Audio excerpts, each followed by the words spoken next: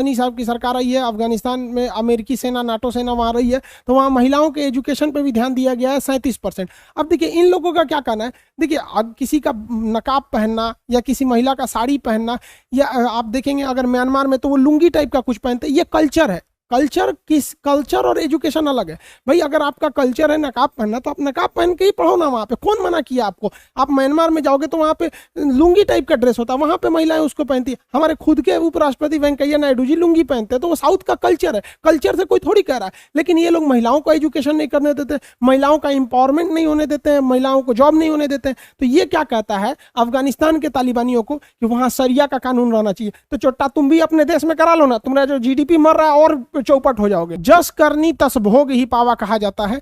इसने अफगानिस्तान में तालिबान को जन्म दिया, और इस तालिबान के वजह से तालिबान ने कहा कि हम अफगानिस्तान में इस्लामिक कानून सरिया को लाएंगे। तो तालिबान को देखा देखी पाकिस्तान में भी एक तालिबान उभर गया जिसका नाम है तहरीके तालिबान। अब ये पाकिस्तान में बम फोड़ने लगा और कहा यहाँ की सरकार को हटाइए, हम यहाँ पर सरिया का कानून लाएंगे। इसी को कहते हैं न्यूटन का थर्ड लॉ, क्रिया प्रतिक्रिया। तुम वहां आतंकवाद फैलाओ, हम यहाँ आतंक फैलाएंगे। तुमको पता भी है न्यूटन, तो फिजिक्स पाकिस्तान में पता नहीं फिजिक्स पढ़ाया जाता है कि नहीं वहां पे, न्यूटन थर्ड ला यहाँ पे।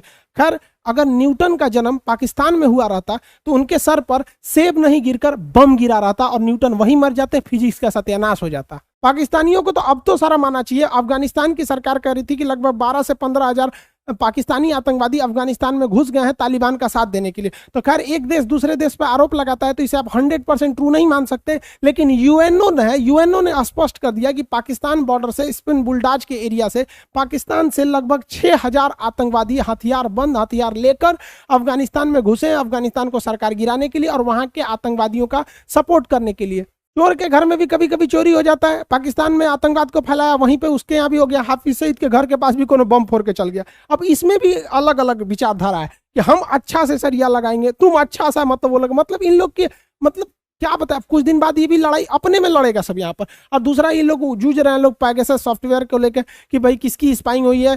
इमरान खान ने तो बाकायदा यूएनओ में भी जाके कहा है कि कौन है आपका जो संस्था जो हमारे प्रधानमंत्री की फोन टैपिंग हुई है इसकी जांच करे। यूएन ने कहा सोच रहा तोर प्रधानमंत्री तो समझना हमारा कौन सी घटल है, आज तक हम किसका मामला सॉल्व किए हैं जो तुम्हारा सॉल्व कर देंगे, कश्मीर तो आज ले अटकले। तो पाकिस्तान में जैसे जैसे आप देखेंगे अफगानिस्तान में तालिबान मजबूत होगा, वैसे वैसे पाकिस्तान में भी तहरीके तालिबान मजबूत होगा। तहरीके तालिबान ने अब पाकिस्तान के सेना पर भी हमला करना चालू कर देते, कहते तुम भगो यहाँ पे, हम लोग हैं यहाँ पर, सरिया का कानून लागू हो गया यहाँ पर। इन्होंने 15 जवानों को मार दिया पाकिस्तान के। भाई आतंकवाद कहीं भी गलत है, हम हिंदुस्तान वाले हैं, आतंकवाद कहीं भी होगा तो गलत होगा, लेकिन ओरिजिन इसने तो खुद ही कर रखा है, तो भुगतेगा कौन, दूसरा कोई तो भुगतेगा नहीं। अब इसका बहुत ज्यादा खामियाजा पाकिस्तान की इकोनॉमी को उठाना पड़ता है। पाकिस्तान के नॉर्दर्न एरिया में वर्ल्ड बैंक और चाइना की फंडिंग से एक हाइड्रो इलेक्ट्रिक पावर प्लांट बन रहा था जिसका नाम था दासू डैम। ये दासू डैम में चाइनीज वर्कर बहुत ज्यादा काम कर रहे थे, मेन चाइनीज ही कंपनी ली थी। लेकिन चाइनीज वर्करों के ऊपर भी जो बस से उनको ले जाया जा रहा था, उस बस में ब्लास्ट हो गया। उसमें शुरुआत में कुछ इंजर्ड थे, लेकिन 9 चाइनीज वर्कर मारे गए और बहुत सारे घायल भी हो गए।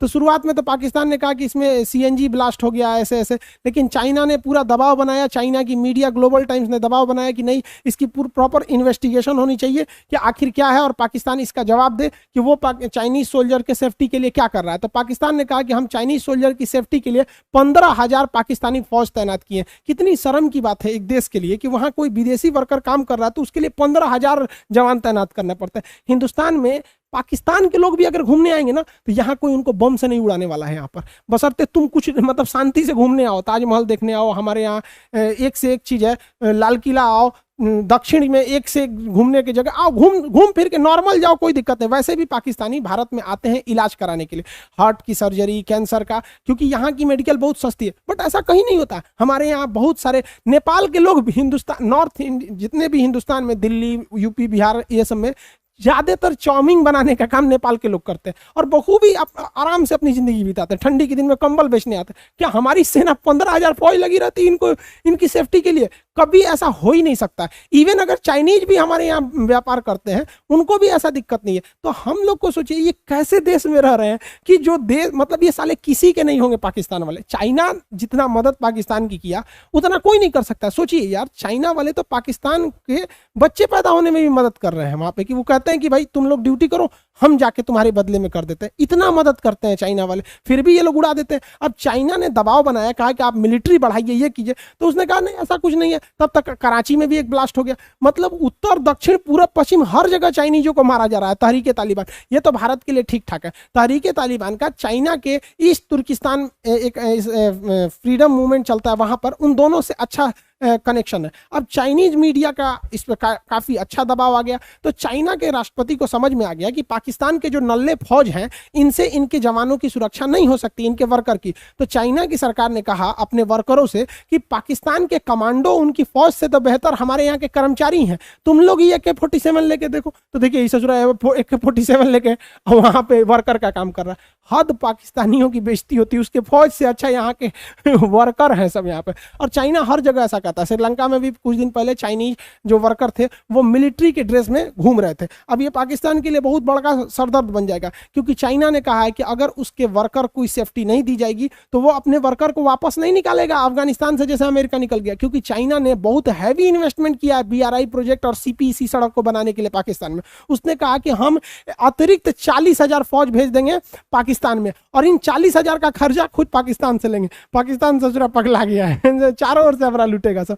और चाइना का क्या कहना है, चाइना कह रहा है कि हम यहाँ पर एक ग्वादर जहां बनेगा, वहां ग्वादर पोर्ट के पास एक चाइना पोर्ट सिटी बनाएंगे। इस पोर्ट सिटी में चाइना की करेंसी चलेगी, चाइना के नियम कानून चलेंगे, यानी जमीन खरीद लेगा, वहां सारा चीज चाइना का ही चलेगा, वहां चाइना के ही लोग रह सकते हैं, पाकिस्तानियों को एंट्री बैन रहेगी। अब सोचिए, ऐसा वो श्रीलंका में भी बना रहा है कोलंबो पोर्ट सिटी, अब यहाँ ग्वादर पोर्ट सिटी बनाने वाला है। मतलब पाकिस्तान में रहेगा, वहीं के लोगों को वहां एंट्री नहीं देने वाला है यहाँ पर। अब जरा सोचिए, और उसका कहना है 2022 तक वहां 5 लाख चाइनीज रहेंगे। अब इसमें क्या गारंटी है जो चाइनीज वर्कर के शक्ल में आए हैं वहां के फौजी नहीं है? क्योंकि चाइना में हर इंसान को, मतलब जितने होता है, कम्युनिस्ट पार्टी की सदस्यता लेनी होती है उसके हर फौज को, और इवन सिविलियन को भी। तो जो इंसान कम्युनिस्ट पार्टी का सदस्य है वो ऑटोमेटिक चाइना की फौज का सदस्य हो जाता है। तो 5 लाख सिविलियन रहेंगे, इसमें से चाइना कम से कम 50,000 फौज को घुसा देगा, और आराम से इजीली घुसा सकता है। अब चाइना, पाकिस्तान के पास 4.5 लाख फौज है, अब 5 लाख विदेशी को ले लेगा। इस गधे को पाकिस्तान को समझ में नहीं आता। इन सब के यहाँ पढ़ाई लिखाई होता नहीं ना। हम लोग के हिस्ट्री में हम लोग क्या पढ़ाते हैं कि सहायक संधि जो थी, सहायक संधि जो है, सब्सिडियरी अलायंस, ये भारत में सबसे बेहतरीन ढंग से लागू किया था, लॉर्ड वेलेजली ने लागू किया था।